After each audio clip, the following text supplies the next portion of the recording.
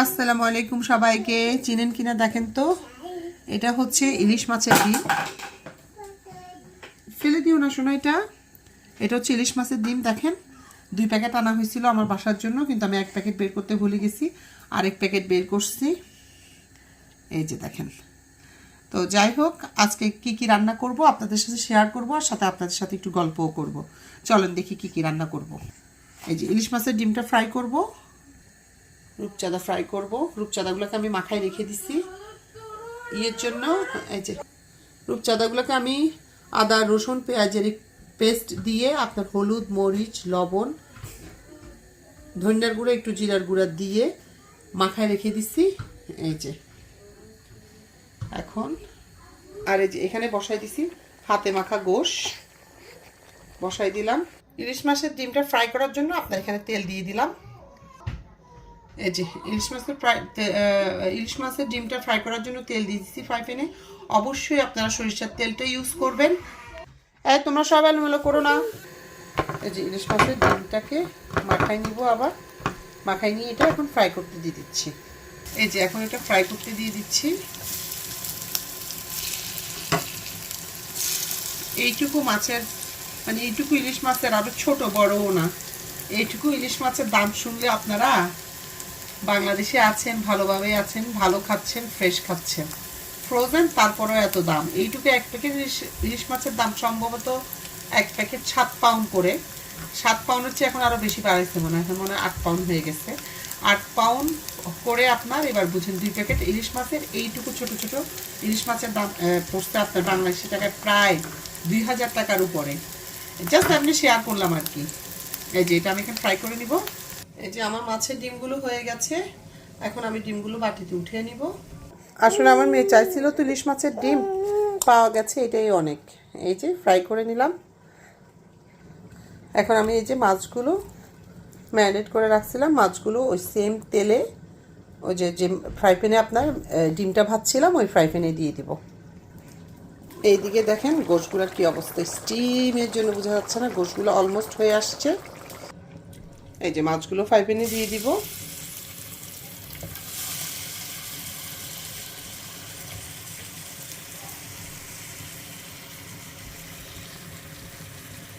এই যে মাছগুলো ফ্রাই প্যানে ফ্রাই করার জন্য দিয়ে দিচ্ছি।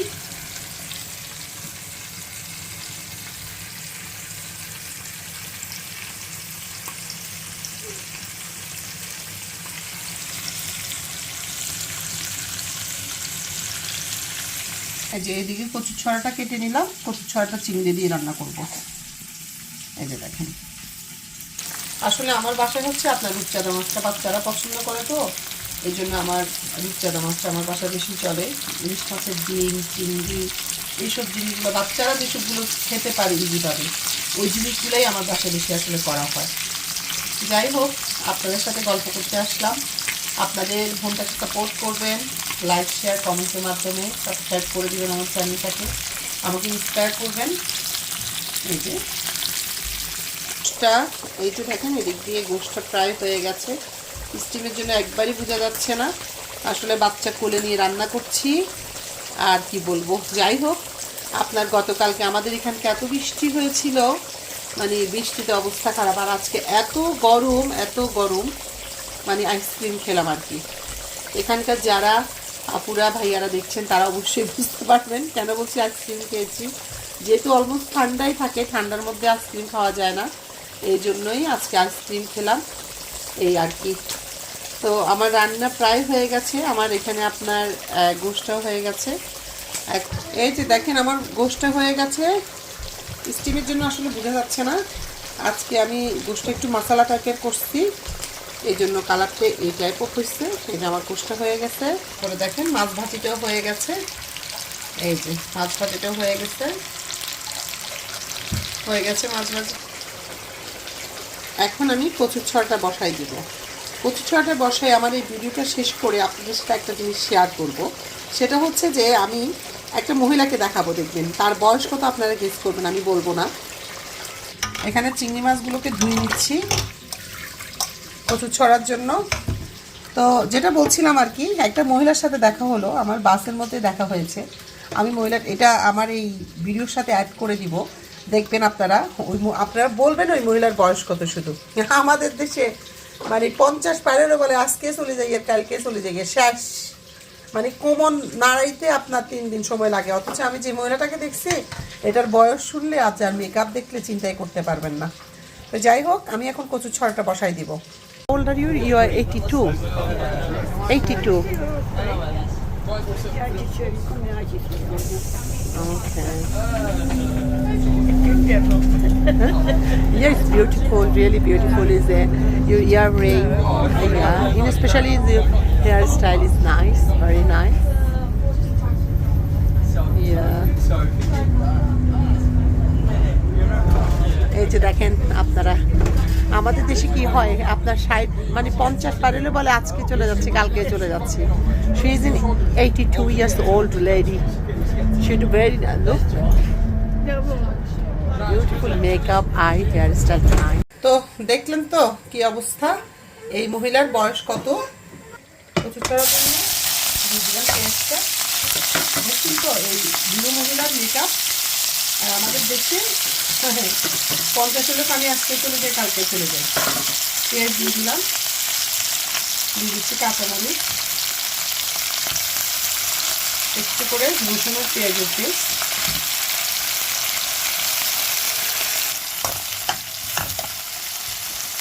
দিয়ে দিব লবণ, তারপরে দিয়ে দিচ্ছি এখানে দেখেন,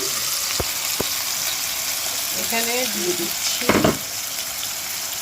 হলুদ, মরিচ, জিরার গুঁড়া একটু করে, ধনিয়ার গুঁড়া একটু করে দিয়ে পানি দিয়ে মিশিয়ে রাখছিলাম। এভাবে দিলে হয় কি, আমার কাছে মনে হয় আর কি, সবসময় দিই না, বাট যখন সময় থাকে না তখন ভালোভাবে মিশে যায়। তারপর আমি একটু ঢেকে দিব পেঁয়াজটা ফ্রাই হওয়া পর্যন্ত। এই যে ঢেকে দিলাম। এর মধ্যে দিয়ে দিচ্ছি পানি, পানি দিয়ে এটাকে আবার ঢেকে দিই। আমার কচুর ছড়ার ঝোলটা রেডি হয়ে গেছে। এর মধ্যে ছড়াটা দিয়ে দিব, এখন একটু নেড়ে চেড়ে দিব। জানাবেন আমাদের এই চাচি আম্মা, খালাম্মা, মানে এই খালার সাজগোজ কেমন লাগছে আপনাদের সাথে শেয়ার করলাম আর কি। পরে আমার অনেকক্ষণ কথা হয়েছে বুঝছেন ওনার সাথে। কচুর ছড়াটা নেড়ে চেড়ে এর মধ্যে আমি চিনিগুলো দিয়ে দিব।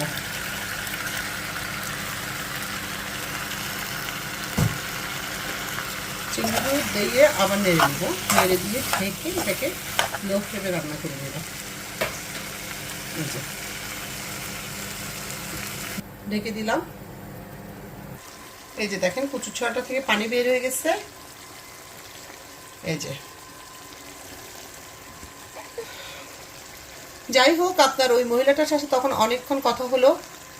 হ্যাঁ, তো কথা হওয়ার পরে বললো আর কি, ওই মহিলার কিন্তু কোনো ছেলে মেয়ে নাই বুঝছেন। এত খারাপ লাগলো, শেষমেশ মহিলাটার চোখেই পানি চলে আসছে। আসলে একটা সময় আমরা জীবনের অনেকগুলো জিনিস উপলব্ধি করতে পারি না। আমরা মনে করি এখনকার এনজয়মেন্টটাই হচ্ছে সব কিছু, কালকে কী হবে সেটা ফ্যাক্টর না। কিন্তু দেখেন এই মহিলা 82 বছর, আমাকে প্রথমে বলছে 82 মানে 82 হয়েছে, পরে বললো যে না তার 83 বছর হয়েছে, মানে 83 ইয়ার্স ওল্ড লেডি। তো আপনার বললো আর কি যে তার জীবনের কত কষ্ট, আহা, এই আর কি। তো যাই হোক, মানে জাস্ট আপনাদের সাথে শেয়ার করলাম, মানে মজা করেও শেয়ার করছি, তারপর হচ্ছে আবার খারাপ লাগার থেকেও শেয়ার করছি, আসলে মানুষের জীবন। হ্যাঁ, তো যাই হোক, ভালো থাকবেন সবাই, আমার জন্য দোয়া করবেন, আর আমাকে অবশ্যই ইন্সপায়ার করবেন। আমার চ্যানেলটাকে লাইক, শেয়ার, কমেন্টসের মাধ্যমে আমাকে শেয়ার করবেন, ইন্সপায়ার করবেন। এই কচু ছড়ার মধ্যে একটু গরম পানি অ্যাড করে দিব।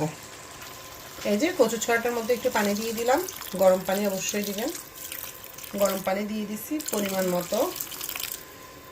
আমার যেহেতু বাচ্চা কাচ্চা আছে এই জন্য আমি একটু ঝোল রাখার চেষ্টা করি, কারণ মাখামাখি করতে হয়।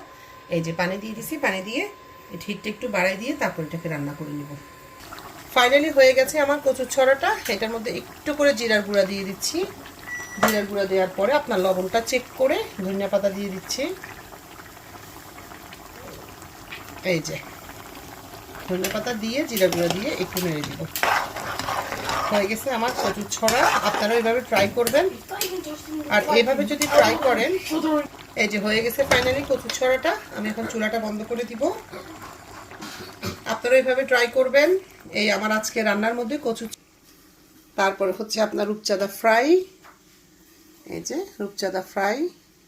তারপরে হচ্ছে আপনার এই যে গোশ মশালা, এটা হচ্ছে ল্যামের গোশ, ল্যাম দিয়ে গোশ মশালা করছি, ল্যামের গোশের মশালা, অনেক মজা হয়েছে। এই যে এটা অলরেডি খাওয়াও হয়ে গেছে। কচুর ছড়াটা দেখেন। তো যাই হোক, আপনারা সবাই ভালো থাকবেন, সুন্দর থাকবেন, সুস্থ খাবার খাবেন, হেলদি খাবার খাবেন, ভালোভাবে বাঁচবেন। আমার জন্য দোয়া করবেন, আমার পরিবারের জন্য দোয়া করবেন, আপনাদের সকলের জন্য দোয়া থাকলো। আসসালামু আলাইকুম সবাইকে।